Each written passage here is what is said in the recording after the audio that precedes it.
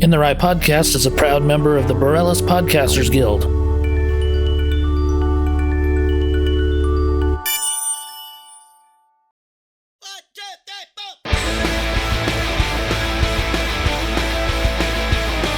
His name is Curt, a really funny guy, and this is his podcast, In the Rye. It's the In the Rye Podcast. Curt Fletcher. This episode is brought to you by Southwest Labs, which offers a huge variety of tests: STD testing, prostate screening, diabetes monitoring, COVID-19 testing, and more. You simply choose your test, get tested, get your results, and get a doctor's interpretation virtually. It's easier than the hassle of making an appointment with your doctor. Call 505-609-LABS, visit southwestlab.com, or find them on social media at Southwest Lab for more information or to schedule a test today. With locations in Albuquerque and Las Cruces, Southwest Labs makes medical lab testing simple. Mention this ad when you schedule your appointment. Hey everyone, thanks for tuning in. It's episode 31 in the Rye Podcast with Curt Fletcher, and my guest today is comedian Zach Abeyta. So let's go talk to Zach. What's up, Curt? How you doing, man? I'm doing good, man. How are you? Good, dude. Good to see you, man. You too. Yeah, it's been a long time. Yeah, for real. You're back in Albuquerque, right? Yeah. Mm-hmm. Awesome, man. How long have you been here? Kind of like, I don't want to say permanently, but for a while now. Oh yeah, I just got back in July. Okay, so pretty recent, and just kind of spend the last few second half of the pandy. Yeah. Are you starting to book stuff for the road and stuff now and get out there again? A little bit, yeah. I'm going to start sending out some more emails this week and stuff and kind of try to fill out my calendar now that some states are opening back up. Nice. Hell yeah. I'm starting to do the same, starting to book a little bit of stuff here and there. So getting excited to get back on the road, man. Hell yeah, man. You do you know of anything going on in here in New Mexico or Albuquerque anytime soon, or? No, I don't. I know Kevin Kennedy hit me up recently, but I blocked him, so. Yeah, I mean, unfortunately, Red Velvet's the only place to get up right now, and that place is a mess. Yeah, I don't want to do any shows for that guy, so. Yeah, I don't blame you, man. I don't blame you. Yeah. So yeah, I don't know of anything in New Mexico right now that's booking anything, so that's kind of tough right now. Like I've only done one show here since I've been back. Oh wow. We did what was it? The Enchanted Brewery or something like that over on San Mateo. Oh, okay. You got to do they did like 2 outside shows, huh? Yeah. So I did one of those. That was fun. Nice. Wasn't bad. But I wish I wish there was some other things. You know, I did some shows in Las Cruces, some outdoor stuff there. That was pretty fun. Yeah. I got to get out a little bit. I mean, what did I do last fall? I did a Trinidad. I did a night in Durango and a night in Dolores. And then I did Oklahoma City. Oh, cool. Yeah, I did Bricktown over there with Maverick. Nice. And then that's really been it. And then now I'm booking. I just booked the 7th through 11th in Phoenix. Cool. But then I got hit up possibly for either the 13th or like the 13th. So I might add another day and try to squeeze that in too. Nice, man. That's great. Yeah, man. So I think it's dope that you started the podcast right at the right time, dude. For real. Yeah, I started it in July because I was kind of going crazy and like I missed talking to my friends and stuff, you know, like that was always one of my favorite things was like shooting the shit with comics after shows and things like that. And I didn't have any shows and it was just, I don't know, just kind of boring, like just sitting around like writing all the time. And, you know, so I was like, I could do this once a week and chat with my buddies and, you know. Nice. Yeah. Nice. Have you gotten to catch up? I've seen you had a bunch of comedians on from kind of all over, it looks like. Yeah. Yeah, it's a great thing because this is my 20th year doing stand-up, so I've met a shit ton of people over the years. So, I've got a list of people that I want on the podcast, and I could do this for years. Dude, that's awesome, man. That's Yeah. awesome. And I don't think people realize, like, just because the newer class of comedians here in Albuquerque that don't know you that well, I don't think people realize that you have that much work and not only that much years behind you, but that much years on the road, like actually performing in clubs, Uh-huh. and like the actual, you're a road warrior, man, for real. Yeah. Yeah, it's been crazy, man.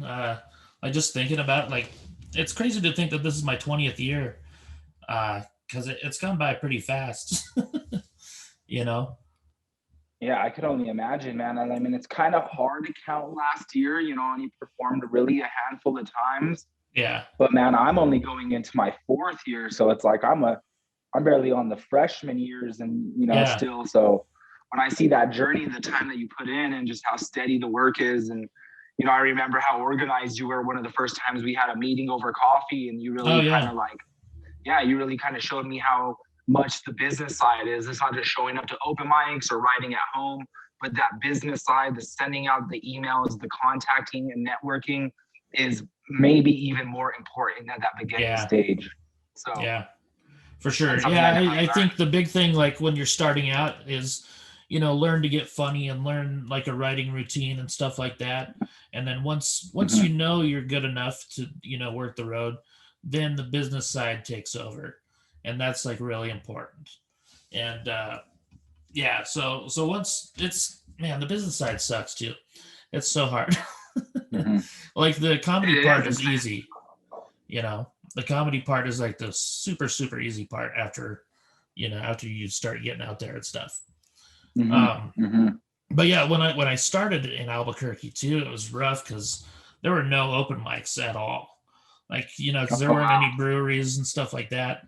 There was one open mic a month at the comedy club. So that sucked. Yeah. So my first 2 years doing comedy, I think I only did like 25 shows, and that's it. And that's still doing the every month open mic. Yeah. So it was rough, man. Like, I continued writing and stuff like that. And then once I started hosting at the club is when it really started to take off, because we would do 7 shows a week. You know what I mean? So that just, from like when I started hosting, like you could see the growth in me, like from doing 25 shows to all of a sudden I'm doing like just a shit ton of shows, because I was hosting once every couple months. Yeah, you basically did as many shows probably in 1 month or just about that than you did in those first 2 years. Yeah, plus I was doing more time. Like at the open mic, you only get 5 minutes, and when you're hosting, you get like 12 to 15. So like that's like almost like 3 open mic sets in one show. You know what I mean? Doubled and tripled your experience that fast. Yeah. And it was crazy how much I would grow just from Wednesday to Sunday. You know what I mean? Like, so like my first night Wednesday, I'm trying to figure out where to piece everything together for 15 minutes. And then, by Sunday, I'm like, oh, I could do a callback with this joke here and this joke here. Yeah. And like, and then, the like 2 months later, when I get a host again, I'm doing the same thing. Like, oh, I can move this over here, move this over here. And then, I'm starting to get more advice from comics that I'm working with. They're like, oh, start with this, do this. And like, and then just like, just from then it just kept growing and growing and growing, because every 2 months, I would host with another comic who would give me great advice, so it really helped out a lot. That's the one thing I miss right now from being away at Santa and the Star, is not even necessarily doing those big Friday night, Saturday night shows, because I'm not really going to network with a big headliner that much. Yeah. Like I am going to be like those Thursday night shows. For sure. The features and the headliners from the Thursday night shows used to give me so much great advice, because they were just recently at the stage I was at. You know what I mean? It's a closer connection, and I made some really good connections, and so I can't wait for the stage to start going again, because I consider that the closest thing we really have to a club. It is, yeah. I love the stage. A lot of my old friends would always come through there, so it was always nice to go and get to see them and stuff, But yeah, it's a great way to network, man. It's yeah, because like you said, those guys are out there, and just not too long ago they were in the same spot you're in, so you know. So as like since you really started getting going after the hosting spot, is this the longest time you've been away from the stage since you really got going? Yeah, that long ago. Sure. Are you at all nervous to get back and start doing new jokes? Are you more excited? Do you have like an approach that you're gonna go at it with? It's something I'm curious for myself. Dude, I am super nervous. Next week I'm going to Birmingham, and I've never done this club before, which makes me even more nervous. Because I've heard it's one of the best clubs in the country. So I'm probably gonna stick with the old stuff, just because I know it so well, and I'm comfortable doing it, and the club owner liked that material, so that's what I'm gonna do. Nice. So I'm gonna save. You send them in a clip and kind of use that as the connection. Well, the headliner that's working, he requested me as his feature act, and I sent him a video. Just they wanted to see a video, to make sure that I was, good enough and stuff. So he liked my video, so he's like, "Yeah, we're good to go." So I just want to stick with what I did in the video, great. And well, that's a little bit more reassuring than going in it with your arsenal that your arsenal that you're used to. Because I've gotten on stage just a handful of times recently. Not for any good audiences or anything, but it's been very up and down. I'm trying out some new material. Of course, it's just like ridiculous open mic. So and I did try some old jokes as well. But the one thing that I can't wait for is just for some regular stage time with some audiences that are actually listening. As in Albuquerque, we're doing these open mics at bars and breweries, and you're basically just fighting for the focus as much as you are for the laughs. Yeah, open mic's always tough to gauge your material too, because it's mostly other comics who are going over their material in their head and not really paying attention. So 100%. Yeah, so it's hard to. So I always tell people, if a joke doesn't work at an open mic, like if you think it's funny, then stick with it. Try it at a real show. I do this stupid thing where I keep track of all my jokes, and I'm like, okay, this joke didn't hit here, but maybe it'll hit here, and I kind of like grade them.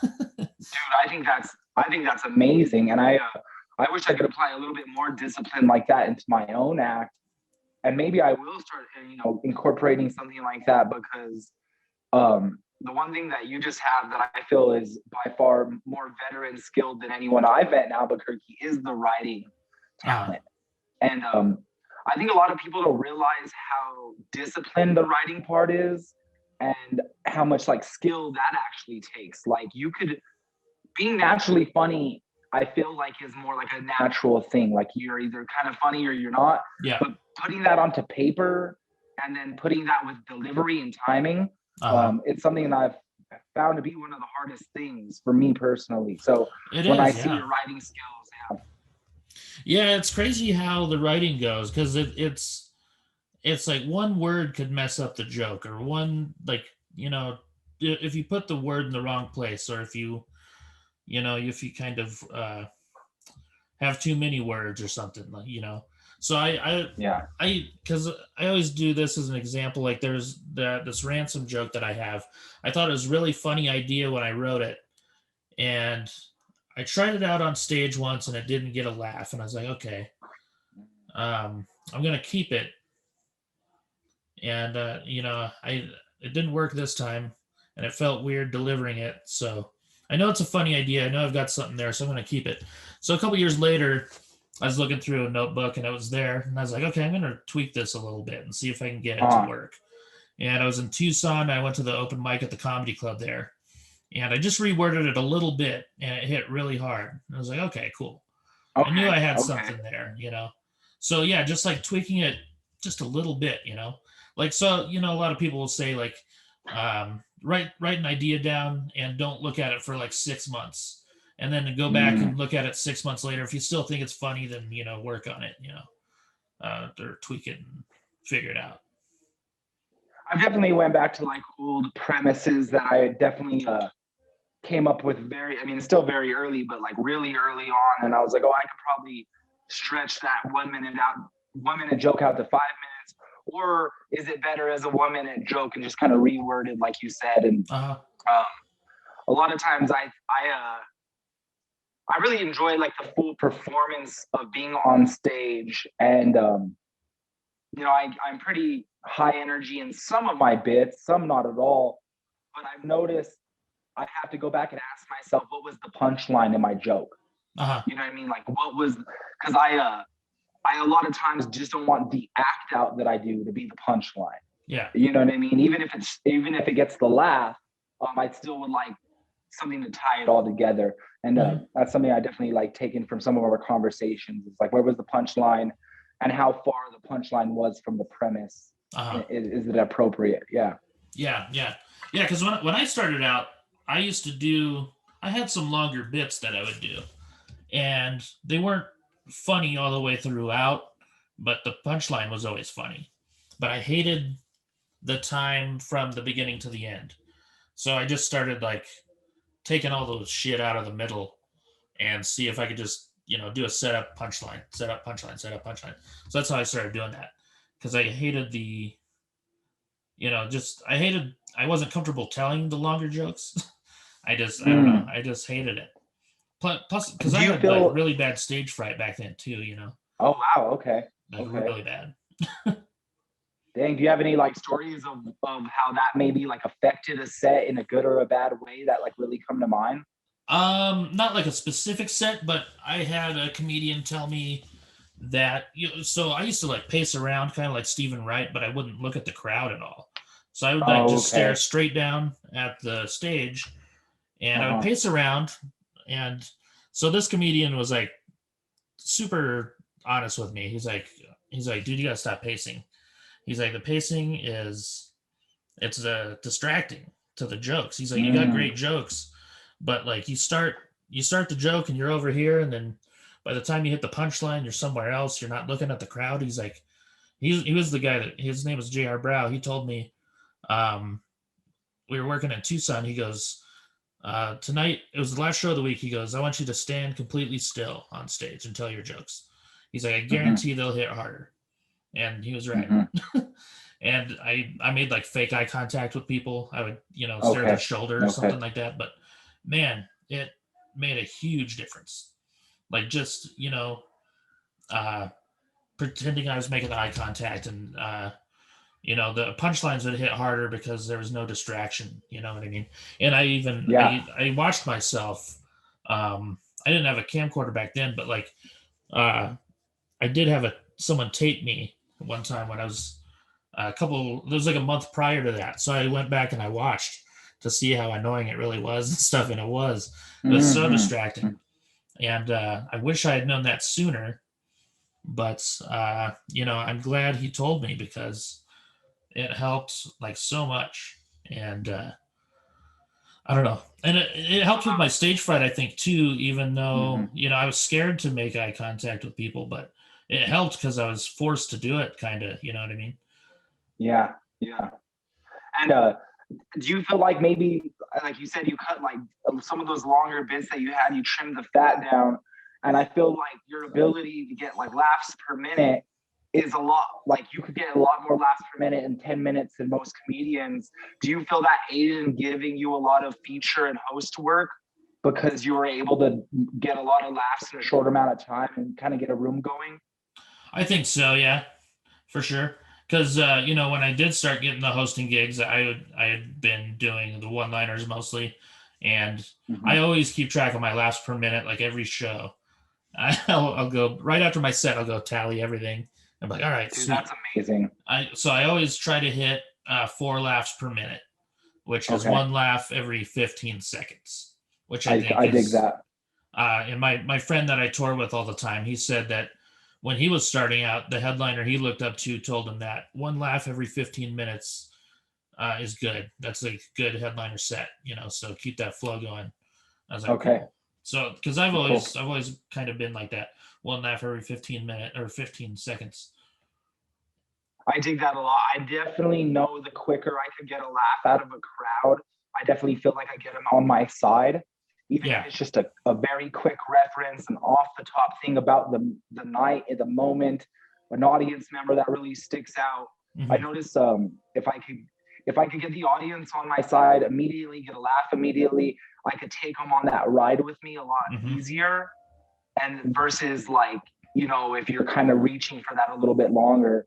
And I've noticed just with my style of performing, I really do have to get the audience on my side right away because my stuff is a little bit more silly and a little obscure in some of the things that I talk about. So I feel like they kind of got to be on that page. So I do try to get out there with a pretty good energy, and I try to make like some eye contact and kind of just be show them that this is going to be like a fun, silly ride. Yeah. You know what I mean? And so I just can't get ready, you know, I can't be more excited to perform for audiences that are listening to you. You know, I've been to Red Velvet like twice, and it's almost, I mean, I'm not going to lie, I've had some good sets there. There has been some good audiences there, but more than not, it's like a comedian's nightmare. That really is. Like, it's like you woke up in your dream, there's like 4 people there. They're all other open mic comedians.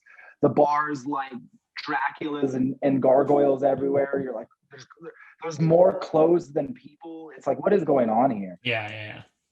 I know the lady who owns the place. She's super nice, but yeah, sweetheart. It is a tough room for comedy, for sure. It was funny. I was thinking about it. Me and Matt Peterson were downtown the other day, and like, I was like, man, think about how many places just downtown we've done comedy. Like we've done comedy there, like just all these different buildings in town, and just nothing seems to stick, you know. For real. Almost all the places that I did my first open mics aren't even around anymore. Yeah. And so it's funny to tell those stories of how quick. I mean, look at the comedy club mess was probably one of the funniest Albuquerque comedy dramas in a way. Just 2 weeks, the 2-year comedy club setup that was open for 2 weeks. Like, you know, I still have very optimistic thoughts for comedy in Albuquerque in the future, but unfortunately I feel like if I'm going to grow to the point where I want to with this career and have this as a career, that I'm probably going to have to get out of here sooner than later. For sure. Yeah, I think if you want a career in comedy, this is definitely not the place to do it. Unfortunately, it sucks. That's why I moved to Denver. Like as soon as the comedy club closed that I worked at here back in 2009 closed, I moved to Denver. And because there was nothing here at all, like no open mic or anything after that. So it was rough. And so since you've been gone, you know, in and out since for, you know, a little over a decade, kind of popping back and forth, seeing the scene, how it's changing as you kind of jump back into Albuquerque. Do you find that younger dudes or younger ladies or just younger comedians in general reach out to you for advice? Or is that something that you're maybe more surprised that more people don't reach out for you for a little bit of advice since there's so little working comedians from Albuquerque? Yeah, what I've noticed is it's usually the people like you who really want to do it are the ones reaching out. You and Maverick, you and Joe Quesada used to when he was starting out and stuff like that. It was always the Joe people. Was so funny. Yeah, it was always the people who really, really wanted to make a career out of it, you know. So those are the people who reached out. Those are the people who I could tell are going to do something because they want to. You know what I mean? That makes sense. And they really want to learn not just the comedy side, but the business side, you know. And that's what, like you and Maverick and Joe would reach out to me and ask me about the business side, you know. So I always thought that was cool, you know, because I really like helping out young comics and stuff. And I I helped Matt get started doing comedy, like, I don't know how many years ago, but we worked at a pizza place together, and he had mentioned, you know, maybe doing some stand-up, and I was like, oh, I do stand-up, man. I was like, I can get you in, you know, I can help you out. And, you know, I helped Ariel Holmes get started. And, you know, it's just fun for me. It's fun to see, people who are just starting out and then watch them grow over the years and see how good they can get. You know what I mean? I bet, man. I mean, being in the game for that long, you get to really see people transform. Yeah. I know Holly looks up to you like a comedy big brother. Yeah, I helped her get started too. You're the first person she mentions. Maverick, you're the first person he mentions when we talk, and he brings up, you know, some veteran comedy advice. And so yeah, the few people that are really interested. And the one thing I have noticed is for those people that don't reach out, you know, I don't know if it's maybe just a hobby to them, but I feel like there's this like Albuquerque thing where people, I don't know if they have too much pride or what it is, but they won't surround themselves in the wheelhouse of people that are doing it on the next level, which is something I've always done, whether it's my hobbies like snowboarding and breakdancing and weightlifting. Like I always surrounded myself with people that were doing that for a living because that's how I got it. And with comedy, it was the same thing. Like that's why that's why I have so much respect for your class. I always tell Maverick, I said, I really wish I had, you know, I am more connected, but I wish I get to see and contact more of you guys like you, Matt, Luis, Black Mike, John Cuellar, Joe Casada. Like I love your guys' class. And I don't know what it is, but I feel like maybe the groups that fell a little bit behind that didn't really have as much of the career mindset. It was more of just an Albuquerque mindset. And so it was hard to reach out to them for a little bit of advice when it wasn't really what you were seeking, you know? Yeah, I felt I got really good when, because when I started out, nobody liked me because I was getting spots at the comedy club, and the guys who had been in the scene for a while weren't getting spots at the comedy club, and I was. I was 23, and these guys are in their 40s, and like, so they all kind of hated me. So I didn't have any friends in the scene for a few years, and then this kid named Mark Shooter started coming to the club, and he was only 16 at the time, but he's really good. He's a really good writer, and we had similar styles. We both did one-liners. So once we became friends and started writing together, like that just like kind of took it to the next level where me and him were kind of like, we were good friends, but we're also battling each other to see who could write better, you know? So it just became this thing where it's like, every time we'd get together, we're just writing like crazy. Like we'd write 50 jokes a day, you know, even if they sucked, we're writing together, you know? And I love that. Yeah. So we just got good, like really fast, you know?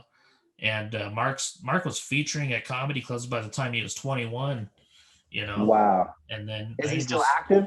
No, he quit. He got sick of it. He just got sick of the business side of it, you know, but he's still a great writer. He's a screenwriter. He wrote the Bigfoot election that Matt was in. I don't know if you ever saw that. Okay. Yeah. Yeah. Great writer, man. I wrote a movie with him a couple of years ago. I think it's pretty funny. And, but yeah, I think he could do a lot of big things with screenwriting. Isn't it crazy how once I really felt similar to what you said about everybody hating you when you first started. You know, I felt a similar thing where everybody was happy to have a new guy that was really excited to be around and working hard. But as soon as I started getting more spots than people, I felt that energy quickly change. And I felt like I was like the most hated guy. And as soon as, you know, I linked up with Maverick and Josh Fournier pretty quick. Maverick, my second open mic ever, I was sitting all by myself with my notebook, obviously looking pretty nervous. And, you know, he just has natural charisma, kind of lights up a room kind of guy. And he just walked past me, saw me sitting by myself. And he's like, hey, man.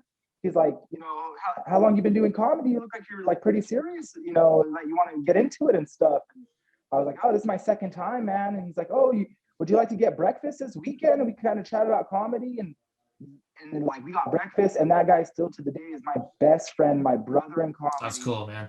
Somewhat of a similar style as well there, but very incredibly different. Like Maverick's country, cowboy boots. I'm hip hop, graffiti, like And so I love the differences. And Josh too. Josh, like my third open mic, also a very new comedian, came up to me and he was just, I'll never forget, he was the first comedian to tell me I was funny. He's like, hey man, you're really funny. He's like, you're really funny, man. And I was like, hey bro, I really appreciate that. And the three of us together have linked each other to so much work. It really shows me that you just need a couple dudes that really believe in you to give you that motivation in yourself.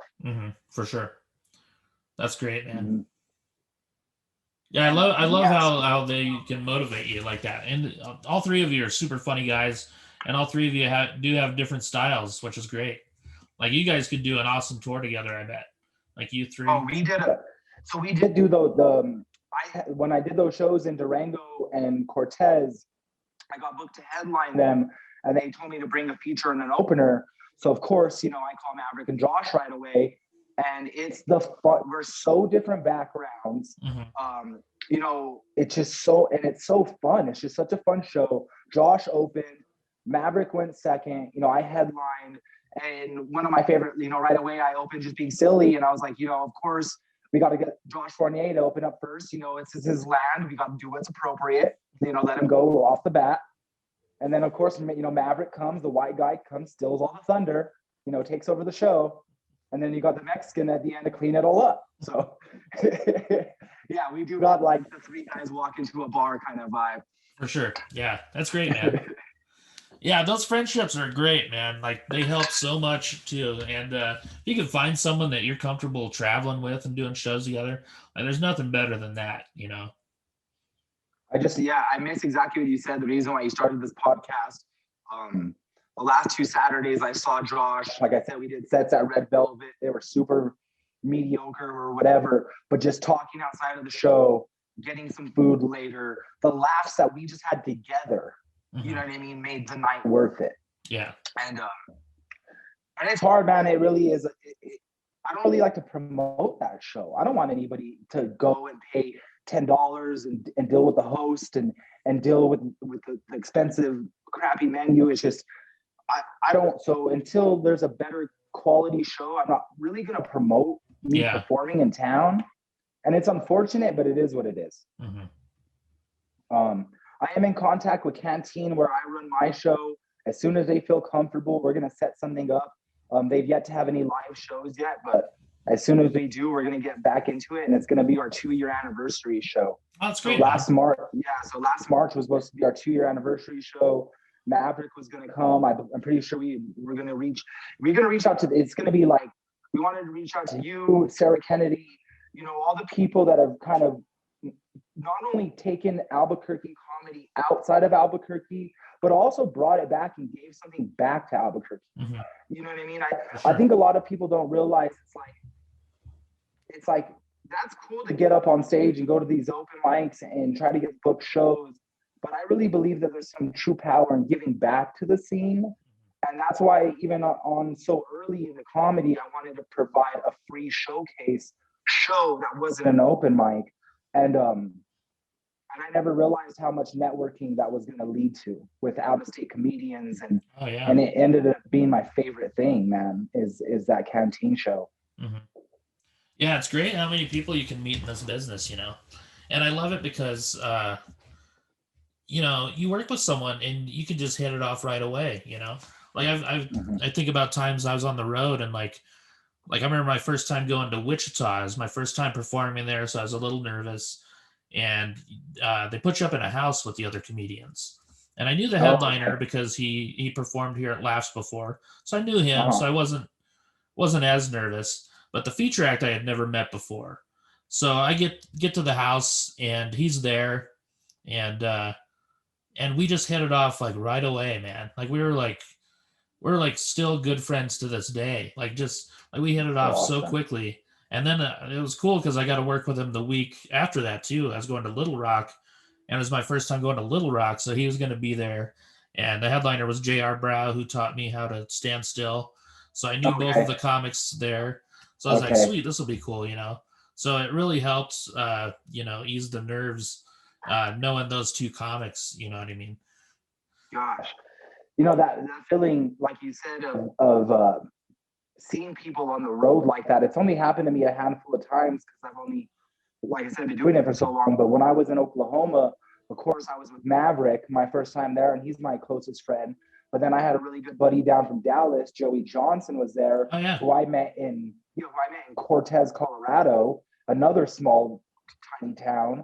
And, we're all standing outside of a bar in Oklahoma City, all three of them, us from different places, none of us from Oklahoma City, just laughing our asses off. Yeah. And just moments like that are really priceless. Like I really don't believe you can almost describe the feeling of what that is to someone that isn't a comic or hasn't had it's almost like a reunion. There are many reunions, and it's like really great feeling. It is, man. It's cool. Like, once you get into it, as long as I've been in it, I've got friends like in every state, like, so when I'm traveling, I could, if I need a place to crash or something, like, let's see, who do I know in this town? Oh, I know like 6 dudes in this town, Dude, so it's cool. awesome. And it's great to, like, because a lot of times you won't see someone for a long time. Like if they're like, if you're friends with a feature act and you're a feature act, you don't work with a lot of feature acts. So, you'll go 5 to 10 years without seeing someone, but then you'll run into them one day and you'll be like, oh shit, you'll catch up, and it's like, you never, haven't seen them in that long. So it's a cool business, man. It's really neat. And it's small too. It's amazing how it's, how small the comedy community is.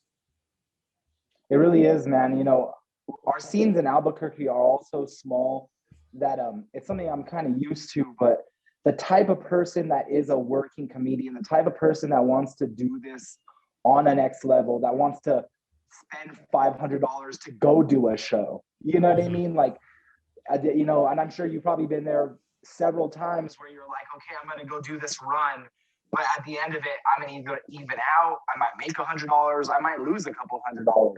But the fact of getting out and performing, getting that experience, I think it takes a special person to want that. Yeah, in life.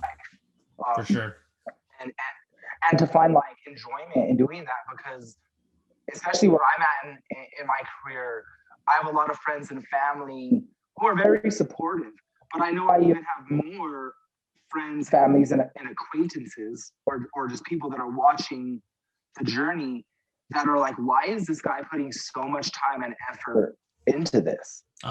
Like it's meaningless, like to them. And it is, yeah. They don't get it all. Like in a couple of weeks, I'm going to Paris, Texas for a comedy festival, and I'm gonna probably lose a few $100, but I don't care. Like, I know quite a few comics that are on the festival, and I get to go to Texas and see some friends and stuff. So, it's totally worth it. I 100% agree, man. That's awesome. You're doing a festival, dude. Yeah. Oh man, festivals are a blast. Great for networking too. 100%. Yeah. Every festival I've done, I've only done a handful of festivals. Every one I've done's led to connections, friends, and more work. Yeah. Absolutely. Yeah, I've done the World Series of Comedy in Vegas, which is a blast. If you ever get a chance to do that, it's a pretty good time. And you meet so many people. And they have a meet and greet with bookers and stuff, which is which is a huge thing. And then I did Laughing Skull Festival in Atlanta one year, and that was a blast, man. And I shared a hotel with 3 dudes that I barely knew, and became good friends with them. Alex Hooper is one of them. I don't know if you know Alex, but he's like one of the nicest dudes in the business. He was on America's Got Talent last year. He was the one roasting the judges. Okay, I'm gonna have to go back because I think I do. I kind of recall that set a little bit. Yeah, he's great, man. But yeah, he was one of the guys I stayed with. Grant Lyon was one who's super funny, and Mark Agee is a great writer. He writes for a lot of shows and stuff. So it was a cool week, man. Just meeting a lot of cool people and did a lot of shows and got to explore Atlanta. Got to go to a weird strip club with some bookers that I had never met before, and that was pretty interesting. So you really probably traveled a lot of the country at this point in the 20 years, right? Like there's probably not too many places you haven't been. I haven't done a lot of East Coast stuff. Like I think I've performed in like 34 states, and all the ones I haven't performed in are like East Coast. I've done everything on the West Coast except for Utah. Okay. Yeah. Haven't never did Salt Lake, huh? No, I know there's some clubs there, but you need to be like squeaky clean to perform there. So I never even tried. Makes sense. I could be clean. I don't really have too much of a problem there. I just don't necessarily know, even at that point, that all my stuff's going to be family friendly. Yeah. I really don't have too much of a time working clean. I just have to be conscious. I don't really have too much like curse words wrote into my sets. Yeah, I'm the same way. I could do clean, but I'm always afraid something's gonna slip up, you know? Yeah, or the premise alone. Just the premise alone will not be Yeah. without clean enough. Yeah, a lot of innuendos and things like that that might not fly. Things like that. Yeah. You know, one thing I've came into recently is I'm writing, because I'll come up with a premise or something I think if it's funny, and now I say, do I want to take this to paper or do I want to make like a video for social media? Yeah, and that's a cool thing though, man. It's like mm-hmm. I do that too, where I come up with something and I'm like, I don't think that's funny enough for stage, but it could be good dialogue like in a script or something. So, I'll jot it down. Yeah. So anything you might find funny, I would write it down. You never know when you're going to use it, or maybe it's not your style, but maybe it would be like maybe Maverick style or something. Be like, hey, I've got this joke that doesn't really fit in with my stuff, but it could fit in with your stuff, Yeah, you know what?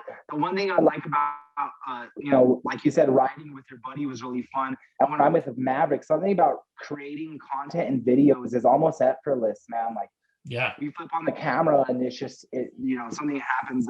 It's a good time. So, I'm looking forward to growing this class. Like I said, I've met some great comedians in Phoenix that are really grinding right now. I have a buddy who's opening up for like Brian Callen. I got another buddy who's starting his own like regular shows at some clubs. Maverick starting his regular show at a club. Even Josh right now being all the way up in Farmington is actually starting to perform because Durango has at least like 3 open mics a week right now. Oh yeah. He's doing a couple shows. Joey out in Texas. So creating that class of people and watching everyone grow is one of my favorite things too. Mm-hmm. Oh yeah. Yeah, Joey's great, man. I've worked with Joey twice out in Texas. He's at Hyenas. The first time I worked with him, he was going by what was his name? Joe Coffey was his stage name. I don't remember I don't think I know about Joe Coffey. I'm trying to think. Yeah. Yeah. Yeah, I'd have a blast with him, man. Me, him, and Maverick. Because he's another one that's like so different from me and Maverick that just when we start clowning around and talking shit, it's just so silly. It's just so silly. Yeah, he's super funny, man. Super nice guy too. And I met another, a friend just off social media, but this comedian Lola in Phoenix, and she's been really supportive and kind of following my social media kind of journey. And she's actually the one that helped me book my first run date out there on April 7th. So I'm going to be at the House of Comedy, my first time there. I'm really excited, about that. That's going to be the biggest club that I've done. I mean, I think that is the biggest club in the country, but that's going to be the biggest club I've done for sure. So, cool, man. You said April 7th? Yeah, so April 7th, and then I think April 8th, I'll be in Glendale, and then it's either the 9th or the 10th, I'll be at Improv Mania, which is kind of like Tempe. So I'll be a little all over Phoenix, yeah. And then I just got hit up again today from Anthony A. And he said something, either a little bit before or right after that. But man, I'm just going to take everything I can right now. I really don't care if I have to be on the road a lot. It's just, it's really important to get back on stage to me right here. So. Oh yeah, for sure. Hey, we already hit 40 minutes. I usually try to keep it to 40 to 45 minutes. Oh yeah, for sure. Cool. What's your big goal this year, Zach? What do you want to accomplish this year? Okay, so my big goal this year is just to become more professional. I would like to at least get on 5 comedy club stages that I've never been to before. Last year, my goal was to just do 1. It was my first comedy club. This year, I'm going to do 5. I would like to even get a couple festivals in there, sell some more merch, put another shirt out or some more merchandise, and just continue to reach another level in the professionalism, even if it's just a small step. But that's definitely the goal for this year. That's great, man. That's very cool. Sure, there's 5 clubs in Phoenix alone you can get on, probably. There's a lot of comedy clubs there, man. Right. So I'm trying to make those connections with like Stir Crazy, JP's. There's a lot of smaller ones too. The Improv in Tempe.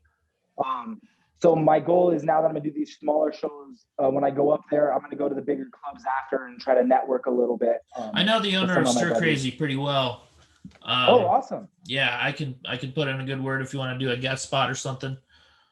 Great, yeah, because I still have time and I'm up Tom's a there. great dude. Yeah, I've known him for years, man.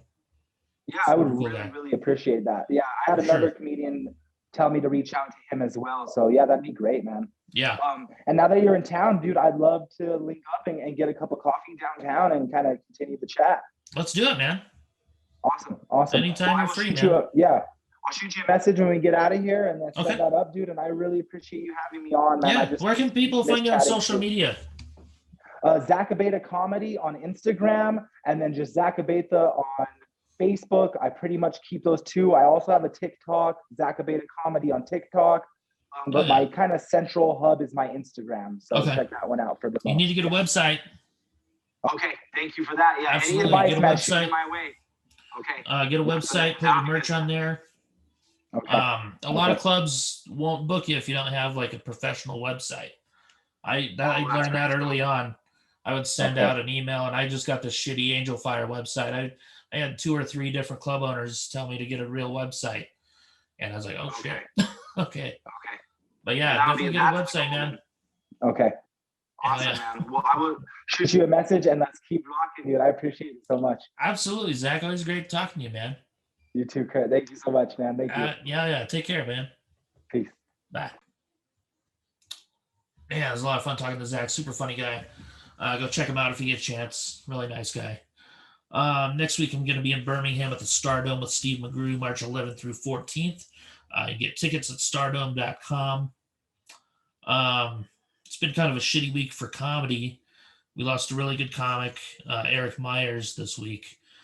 If you didn't get a chance to ever see Eric, go check out. I think he's got 1 or 2 specials on Tubi, and just one of the funniest dudes I've ever seen in my life. He worked at the Tulsa Looney Bin one week when I was working as the sound guy, and a lot of times when you're working as a sound guy or something at the comedy club, you get to watch all the shows, and after 2 or 3 times you get tired of the guy's act or whatever. But Eric wasn't like that. Like, I was so excited to watch him all 6 shows that week, and it was just so funny, and just a really nice dude to hang out with, and very sad that we lost him.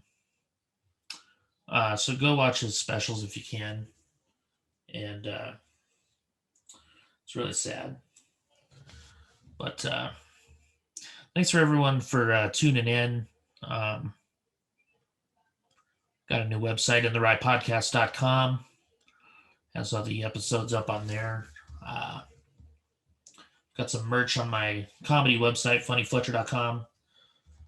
And you go to the store. I've got some shirts on there. I need to order some more because I'm out of a couple sizes. But if you do order some stuff on there, you can use the code InTheRightPodcast when you check out. That's all capitals, no spaces. You get 10% off of your order, which is a good deal. I've got some stickers on there and some Amy Mullet buttons too, if you want those. That's it for this week. Just want to send a special thanks to John Singleton from Anesthesia for outro music. John's working on a new album with Anesthesia right now, and I'm super pumped about it. I think they're almost done. I know they're recording vocals today, so super excited to hear that. Also, special thanks to Jarrett Reddick from Bowling for Soup for the intro music. And I know they've got a new album coming out this year. They recorded it in like August or September. So I don't know when that's going to be out, but super excited to hear it. He said it's going to be different.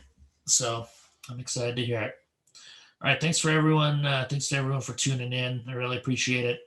Hope you guys have a good week. Thank you.